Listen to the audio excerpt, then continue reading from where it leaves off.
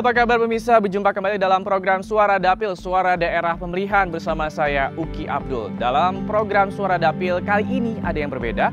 Saya sudah berada di Desa Tambak Rejo, Kecamatan Bulus Pesantren, Kabupaten Kebumen, Provinsi Jawa Tengah. Saya dan juga bersama dengan anggota DPR RI Ibu Amelia Anggraini dari Komisi 9 dari Fraksi Nasional Demokrat akan menemui beberapa pekerja migran Indonesia yang kemarin sempat ditahan oleh imigrasi Malaysia.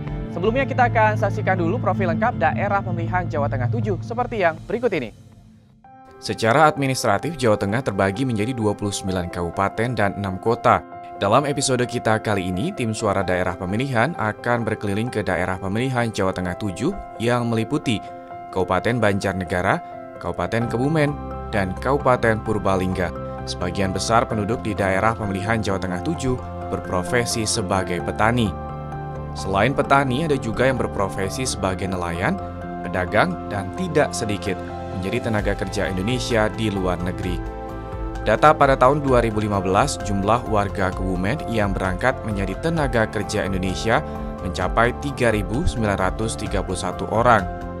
Provinsi Jawa Tengah sendiri terbagi atas 10 daerah pemilihan dengan 77 kursi anggota DPR RI. Pada pemilihan umum tahun 2014, terdapat 2.509.224 jumlah pemilih terdaftar dalam daftar pemilih tetap berdasarkan data dari Komisi Pemilihan Umum Daerah Jawa Tengah.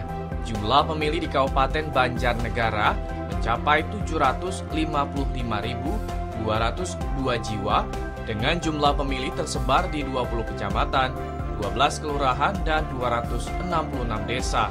Sedangkan pemilih di Kabupaten Kebumen mencapai 1.034.732 jiwa dengan jumlah pemilih tersebar di 26 kecamatan, 11 kelurahan, dan 449 desa. Terakhir di Kabupaten Purbalingga, jumlah pemilih mencapai 719.290 dengan jumlah pemilih tersebar di 18 kecamatan, 15 kelurahan, dan 224 desa. Dengan potensi kekayaan alam dan budaya di Jawa Tengah, serta jumlah penduduk yang tinggi, membuat Jawa Tengah sebagai provinsi yang harus memiliki wakil-wakil rakyat yang mumpuni dan mampu membawa aspirasi masyarakat Jawa Tengah dengan baik. Berikut ini adalah daftar anggota DPR RI periode 2014 hingga 2019 daerah pemilihan Jawa Tengah 7 sebagai berikut. Dr. Andes Utut Adianto dari Partai Demokrasi Indonesia Perjuangan. Haji Bambang Susatyo SEMBA dari Partai Golongan Karya. Insinyur KRT Haji Darori Wonodipuro MM dari Partai Gerakan Indonesia Raya.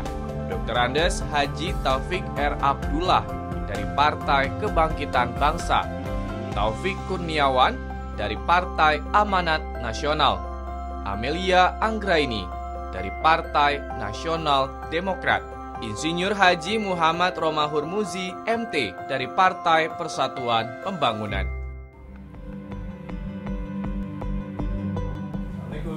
Waalaikumsalam. Apa betul ini rumahnya Mbak Sofi? Iya betul. Iya, saya Uki dari Jakarta. Oh iya Mas Oki. Ya, kemarin katanya masalah di Malaysia ya? Oh iya betul. Ya, boleh kita ajak ngobrol. Katanya juga selain Mbak Sofi ada satu lagi ya? Oh iya ada kawan saya Siti yang kena tahan juga. Halo Mbak Siti, dengan Uki Mbak.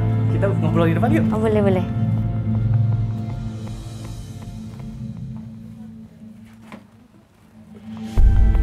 73 pekerja migran Indonesia asal Purworejo, Klaten, dan Kebumen, Provinsi Jawa Tengah yang sempat ditahan di Melaka, Malaysia, akhirnya dibebaskan setelah dinyatakan tidak bersalah dan kembali ke tanah air. Mereka dibebaskan berkat negosiasi yang panjang yang dilakukan oleh Dinas Tenaga Kerja Transmigrasi dan Kependudukan Provinsi Jawa Tengah, dibantu Kementerian Luar Negeri dan Komisi 9 DPR RI. Hakim Pengadilan Imigrasi Malaka menilai Permit of Work yang dikeluarkan PJTKI asal Jawa Tengah dinyatakan keliru, sehingga membuat para pekerja migran Indonesia tidak diperbolehkan melanjutkan pekerjaannya. Dari mula-mula kita tengah balik kerja dari keluar dari PT, tiba-tiba dari sampai security bilang dari yang bukan Melayu kita kena menepi, diasingkan sendiri ya. Lepas itu karena kita tahu dari pihak itu Immigration Malaysia, tapi karena yang kita tahu nih, kita yakin kan dokumen kita lengkap, kita ada paspor, ada permit, kita ikut jalan aja apa yang diarahkan. Lepas itu kita ikuti apa prosedur yang dia cakap, disuruh keluarin berkas kita keluarkan. Lepas itu dari petugas imigrasi sana memberitahu bahwa permit kita berada di Selangor, tetapi kita bekerja di Melaka. Itu kesalahan kita.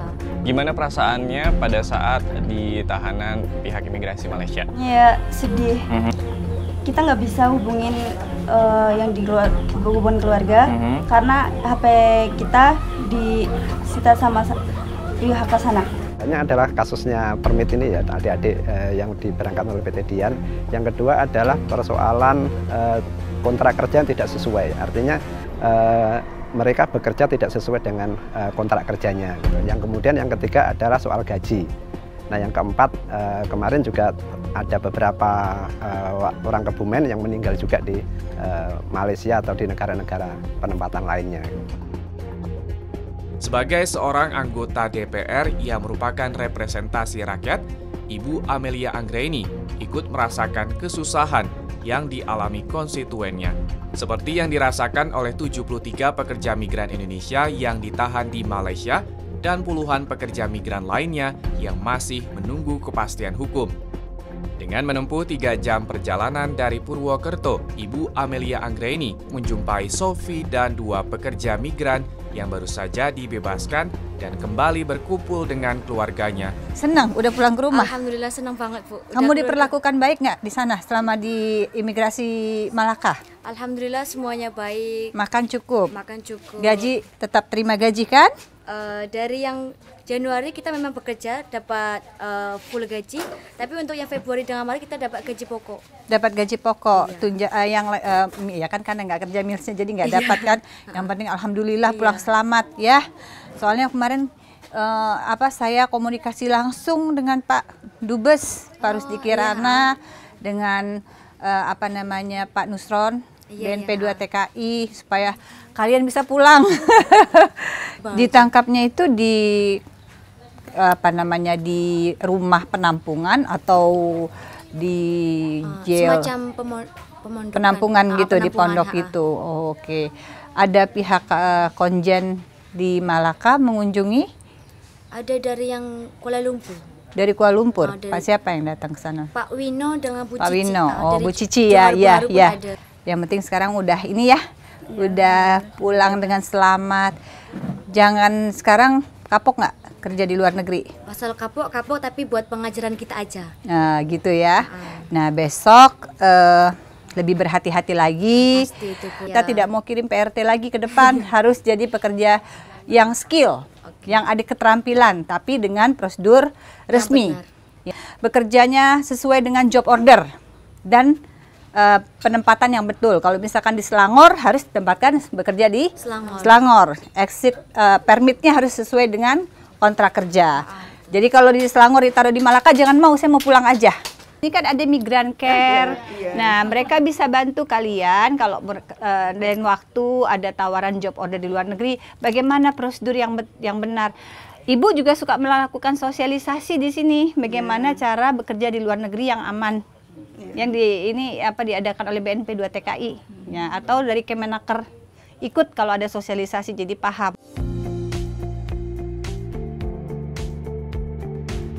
Bu Amel, ini kalau misalnya sering nggak sih Bu dari pekerja migran Indonesia yang melakukan datang langsung ke Komisi 9 terus saya minta bantuan Ibu untuk akhirnya bisa minta dibebaskan yang sekarang ini kemarin kena masalah di Malaysia ataupun juga di negara lain? Ya, ini kan pengaduan masyarakat ya Mas ya.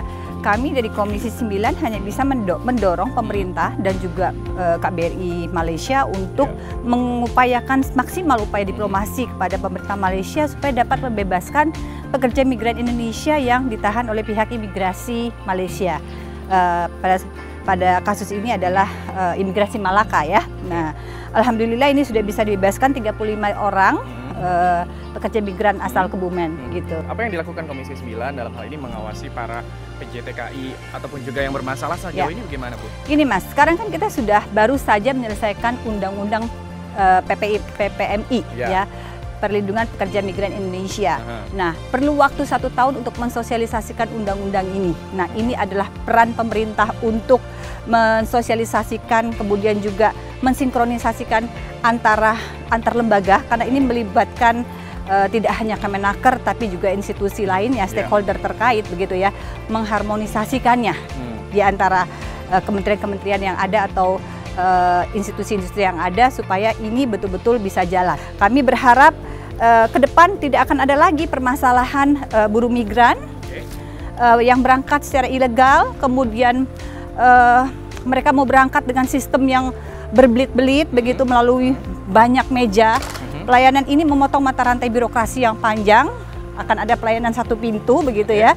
Nah, kemudian juga PPTKIS yang nakal juga ada sanksi tegas ya. Mudah-mudahan ke depan pekerjaan prosedural akan berkurang, setidaknya tidak ada lagi.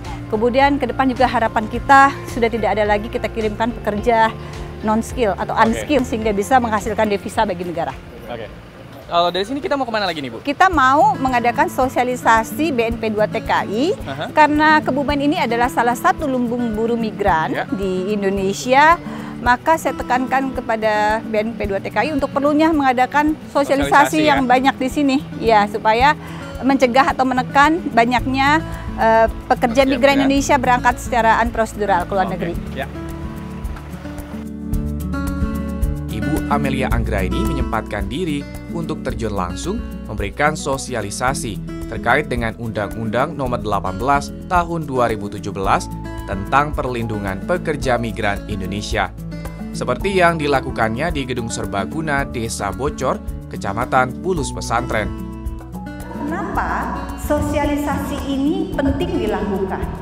Memberikan informasi sejelas-jelasnya kepada masyarakat. Bapak Ibu sekalian, harus menjadi kesadaran dan pemahaman kita bersama bahwa memang saat ini pemerintah belum mampu memberikan kesempatan atau lapangan pekerjaan bagi calon-calon pekerja. Ya, apalagi setiap tahun ada lulusan SMA, lulusan SMK, lulusan S1 yang lulus, kemudian persaingan mencari pekerjaan itu sangatlah ketat. Kemudian ada potensi atau kesempatan bekerja di luar negeri. Sah-sah saja, tetapi tidak berangkat untuk menjadi pekerja rumah tangga. Berangkatlah sebagai pekerja yang mempunyai skill, pekerja dengan keterampilan. Nah, saya ingin tanya, panjenengan masih tertarik untuk bekerja di luar negeri? Masih? Masih nggak? Setengah. Masih trauma.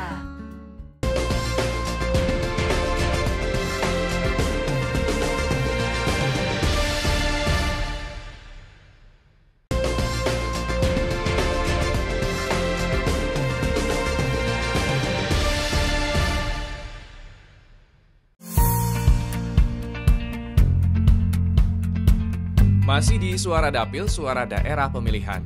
Kalau tadi kita sudah bertemu dengan 2 pahlawan devisa negara asal Kebumen, kali ini tim Suara Dapil akan menuju ke 2 lokasi untuk melakukan sosialisasi germas. Perjalanan yang cukup panjang kami lalui untuk akhirnya bisa tiba di Desa Telahap, Kecamatan Pejawaran, Kabupaten Banjarnegara. Kita ada di Desa Telahap, Kecamatan Pajawaran. Oke, kita mau menyaksikan sosialisasi gerakan masyarakat hidup sehat ya, Bu. Betul sekali. Ayo, Bu, Amel. Masyarakat Desa Telahap terlihat antusias untuk mengikuti sosialisasi tentang germas Gerakan Masyarakat Hidup Sehat yang disampaikan oleh Ibu Amelia Anggraini dari Komisi 9 DPR RI. Bapak Dr. Ahmad Setiawan dari Kepala Dinas Kesehatan Kabupaten Banjarnegara serta perwakilan dari Poltekkes Yogyakarta. Germas sendiri merupakan program pemerintah yang dikemas dalam bentuk kegiatan terpadu dan terkonsep yang harus dilakukan oleh seluruh elemen bangsa dengan konsep kesadaran, kemampuan berperilaku sehat demi meningkatkan kualitas hidup. Bapak Ibu pernah mendengar program BPJS Kesehatan? Pernah? Pernah mendengar program Jaminan Kesehatan Nasional? Pernah dengar kalau BPJS itu defisit setiap tahunnya? Pernah? Pernah tidak Ibu-Ibu? Suaranya pelan sekali. Kenapa BPJS defisit? Bapak Ibu tahu kenapa? Karena lebih banyak yang sakit daripada yang sehat. Artinya masyarakat kita masih banyak yang sakit. Kenapa masyarakat kita masih banyak yang sakit? Karena harus kita sadari, bapak-bapak, ibu-ibu, mindset atau pola pikir masyarakat kita masih berpikir kuratif. Sakit dulu baru berobat. Kita jarang sekali berpikir lebih baik memeriksakan diri secara teratur ke puskesmas, begitu, cek tensi darah, cek gula darah, berolahraga teratur, ya, kemudian mengkonsumsi asupan gizi yang berimbang. Kita suka abai di situ, hal-hal yang sederhana. Tapi kalau sudah pusing, ya, pegel-pegel ini baru ke dokter. Nanti kalau ke dokter sudah diagnosanya gula darahnya tinggi, akhirnya diabetes. Jadi kalau kita kembali lagi, kenapa program Jaminan Kesehatan Nasional kita selalu kolaps setiap tahunnya? Salah satu penyebabnya adalah penyakit katastrofik. Kalau dulu zaman tahun 80-an kita mengenal penyakit menular, ya. Kita mengenal apa yang disebut dengan penyakit TBC, ya. Ada penyakit yang penular lainnya, campak, ya, kemudian lepra atau kusta.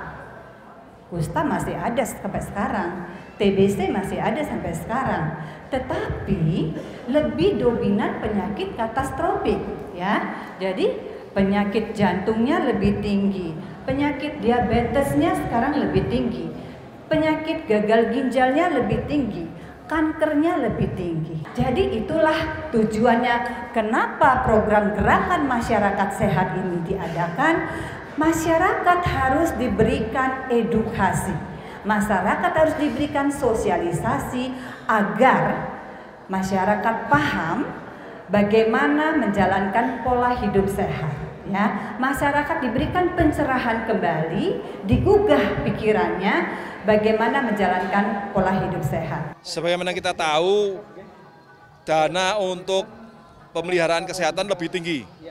BPJS sudah mulai kekurangan uang untuk membiayai orang sakit. Nah, sekarang harus bergeser pemikirannya untuk orang sehat. Mohon kepada Dewan, dalam hal ini Komisi 9, bisa mulai merencanakan berpikir plot untuk anggaran preventif, yaitu acara germas, kegiatan yang menunjang kepada pencegahan penyakit, promotif, itu harus diperbesar.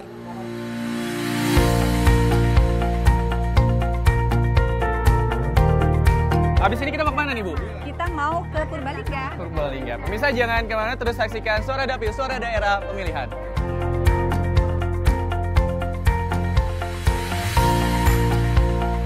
Pemirsa Suara Dapil, Ibu Amelia Anggraini dan tim Suara Dapil melanjutkan program sosialisasi germas di daerah Kabupaten Kebumen, tepatnya di Kecamatan Karangsambung.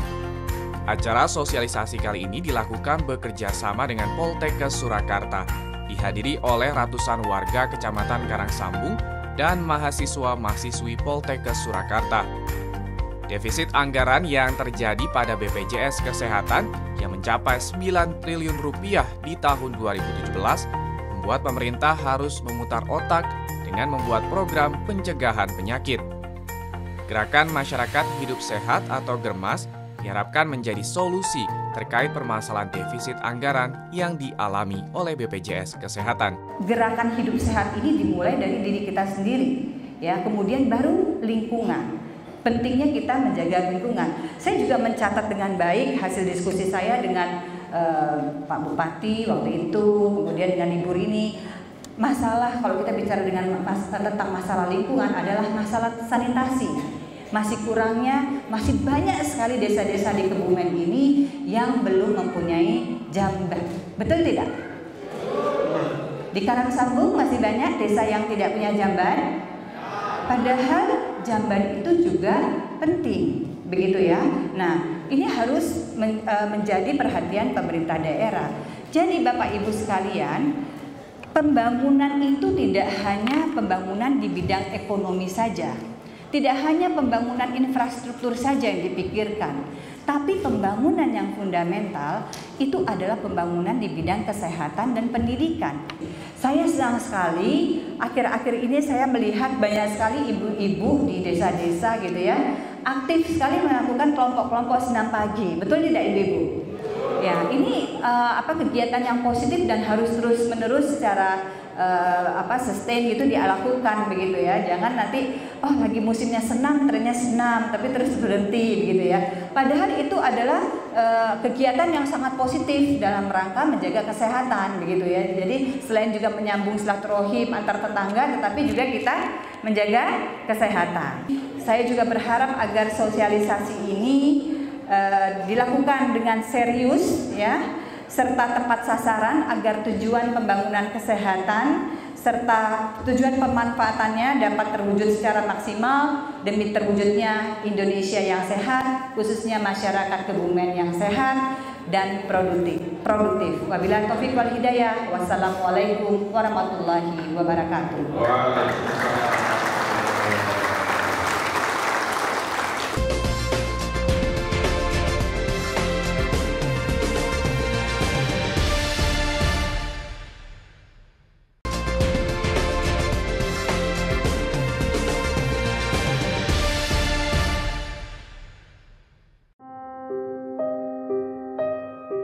Sebagai wujud kecintaannya kepada konstituen yang ada di daerah pemilihannya, Ibu Amelia Anggreni bersama suaminya Sugeng Suparwoto mendirikan rumah singgah Yayasan Gelora Serayu yang terletak di Jalan Lingkar Berkoh, Purwokerto Selatan. Rumah singgah ini didirikan pada tahun 2017 untuk pasien dan keluarga pasien yang akan melakukan pengobatan di Rumah Sakit Margono, Purwokerto. Terdapat 12 kamar yang bisa digunakan sebagai tempat istirahat selama masa pengobatan berlangsung dan semuanya gratis. Rata-rata pasien yang tinggal merupakan pasien yang memerlukan kontrol pengobatan berulang kali di rumah sakit, seperti kemoterapi untuk kanker dan tumor. Waktu itu kan saya lagi sama bapak lagi kontrol, jadi disuruh terapi sinar 1 bulan. Nah, saya kan bingung nyari kos-kosan. Ya alhamdulillah dari pihak rumah sakit itu memberitahu kalau ada rumah singgah yang boleh ditempatin dan tidak mengeluarkan biaya gitu mas. Saya Ibu Wasihatun, ini suami saya Nur Khalid, berasal dari Kebumen, RT 5 RW 1 Kabupaten Kebumen, Kecamatan Kebumen. Kemarin saya waktu kontrol saya diberitahu dari pihak rumah sakit, saya disuruh ke sini karena di sini yang tempatnya yang enak, yang tidak jauh dari rumah sakit. Jadi untuk jalan ke sono kepenak 1 bulan kira-kira. Tunjulan ini 12 kali ya, masih setengahnya lagi ya. Mencegah dulu lebih baik daripada nanti sakit biayanya lebih mahal. Nggih. Stadium berapa? Akhir waktu. Alhamdulillah sekarang sudah mulai membaik. Ya. Kalau bapaknya punya semangat hidup, kanker itu bisa dilawan. Gusti Allah yang punya kuasa. Bapak harus punya semangat. Semangat. Yang bisa menyembuhkan itu tidak hanya obat-obatan dokter, tidak hanya berobat, tapi dari sini, dari dalam. Nah, ini adalah bentuk kepedulian kami, saya dan suami terhadap pasien-pasien tidak mampu di wilayah seputaran Banyumas. Oke. Jadi ini tempat rumah singgah buat pasien-pasien yang akan melakukan kemoterapi ya Bu ya? Semua pasien yang tidak mampu yang dirawat di Rumah Sakit Margono atau Rumah Sakit di Banyumas, kalau mereka tidak punya biaya untuk menginap, mereka akan bisa menginap di sini. Atau pasiennya kalau misalkan sudah pulih kemudian harus kembali berobat, mereka bisa menginap di sini secara gratis. Jadi gratis, benar-benar ya, gratis ya. Untuk pasien tidak mampu lah seperti itu. Saya mau berterima kasih kepada Ibu Amelia yang sudah memberi rumah singgah yang memudahkan kami untuk melakukan kontrol setiap hari di sini. Terima kasih atas pertolongan Ibu Amelia atas rumah singgah ini. Suami saya dan saya di sini numpang enggak usah bayar.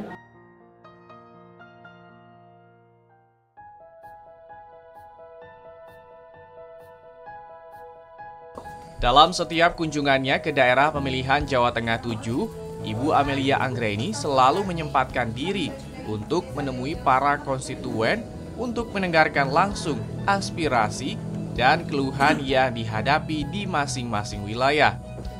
Seperti yang dilakukannya pada hari ini, ia bertemu dengan sejumlah kepala desa sekecamatan Kutasari.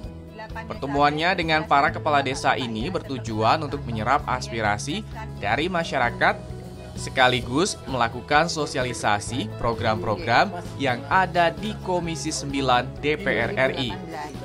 Satu persatu kepala desa menyampaikan aspirasi dan permasalahan yang mereka hadapi di masing-masing wilayahnya.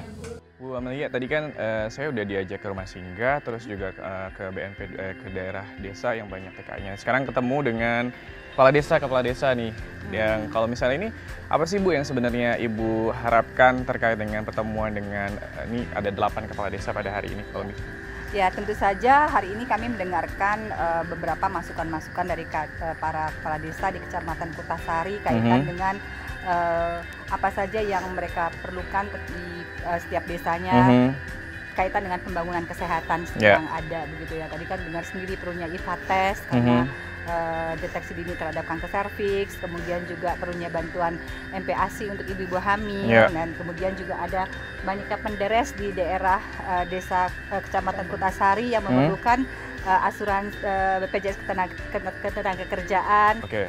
Nah, mungkin pertanyaan terakhir Bu, apa sih harapan ataupun juga mungkin PR Ibu yang masih harus Ibu kejar sisa masa jabatan hingga 2019 nanti sebagai anggota DPR di Komisi 9?